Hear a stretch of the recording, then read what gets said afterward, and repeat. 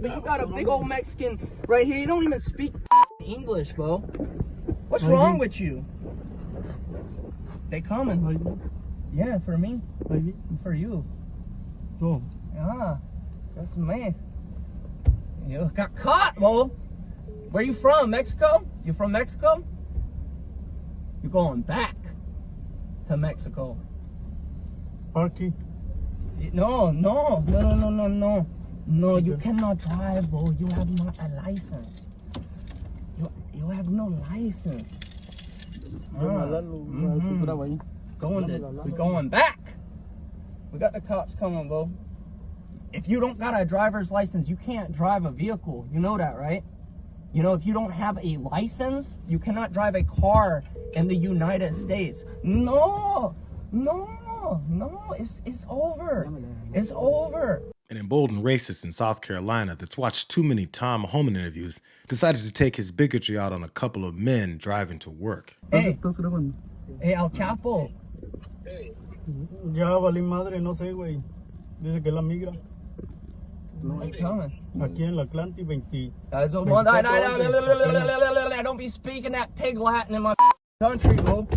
Be speaking that pig Latin here. This is America. We speak English in America. Ya me quitó la llave, me quitó todo, güey. We speak English. English. Habla English? No. Dile. Are you mad? You mad. You upset. This is my job. This is my truck. I own this country. No. They coming. The cops are coming. He doesn't even have a license. He doesn't have a license. I got his key. Okay. I got his key. Give me his key. No, Está loco, eh. This is the America that Donald Trump promised a return to.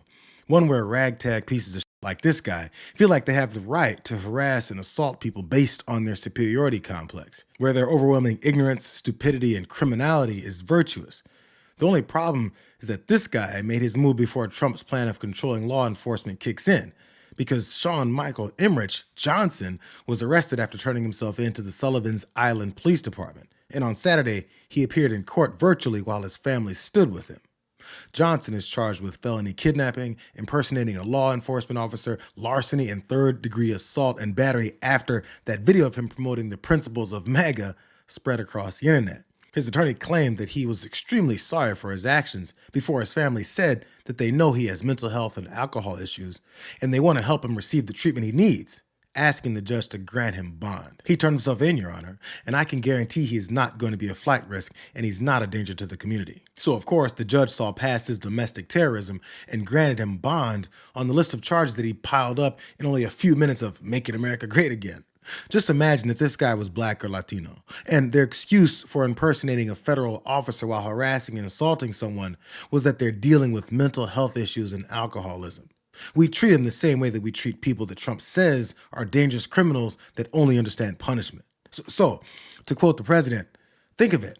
They just catch and release these criminals.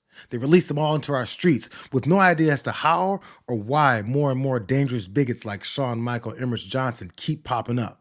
But this is definitely one of the reasons. Registered bounty hunters in Mississippi could get $1,000 for each successful deportation they facilitate. That's under the terms of House Bill 1484, which would create the, quote, Mississippi Illegal Alien Certified Bounty Hunter Program.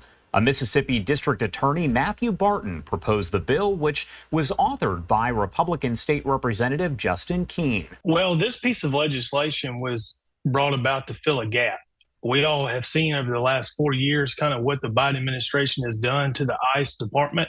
He's basically tried to shut it down to where it's non-functional. So House Bill 1484 was created to give us a neighborhood watch sort of gap for people that deal with criminals on a day-to-day basis.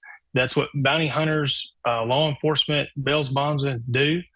So it's an information gathering to our higher up law enforcement community to then push that information to ICE so they can then act on that information. All Sean Michael was doing with his drunk ass, was being a good bounty hunter that works for his president's promise to get all those violent migrants out of the country.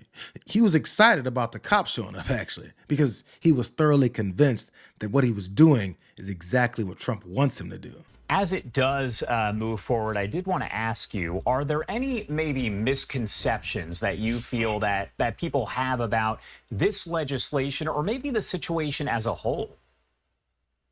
Well, I think the initial knee-jerk reaction for a lot of people is they see this and it says illegal alien bounty hunter program, and they just assume that people are going to run rampant and just start scooping up individuals and start hauling them off.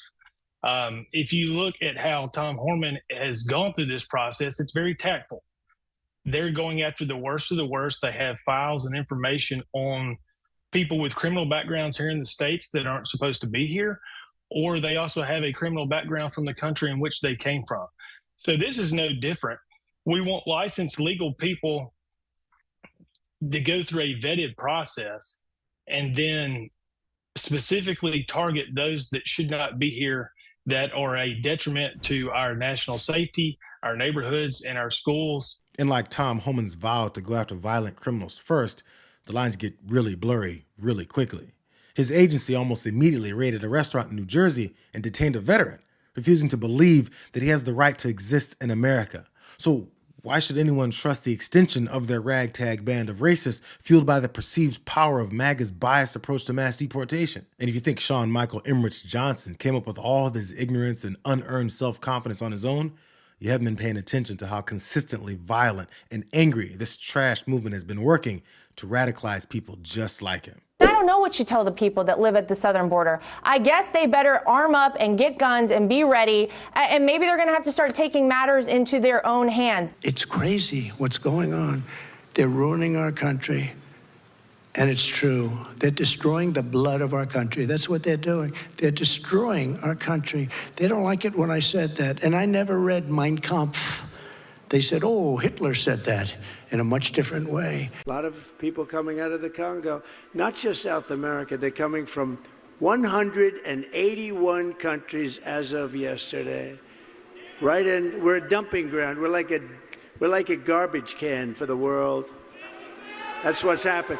That's what's happened to we're like a garbage can. First time I've ever said garbage can, but you know what? It's a very accurate description. People pouring in, and they can look at them and they can see trouble. They go trouble, trouble, trouble, trouble, no trouble, trouble, trouble. They can look at them and they can see good or bad. They could be healthy, they could be very unhealthy. They could bring in disease that's gonna catch on in our country, but they do bring in crime. You can not help, but don't impede us, and do not knowingly harbor and conceal an illegal alien from ICE, because that is a felony. And they're destroying the blood of our country. They're destroying the fabric of our country. And we're going to have to get them out. We're going to have to get mass numbers of these, especially the criminals. They're coming from jails, prisons. In Colorado, they're so brazen, they're taking over sections of the state. And, you know, getting them out will be a bloody story.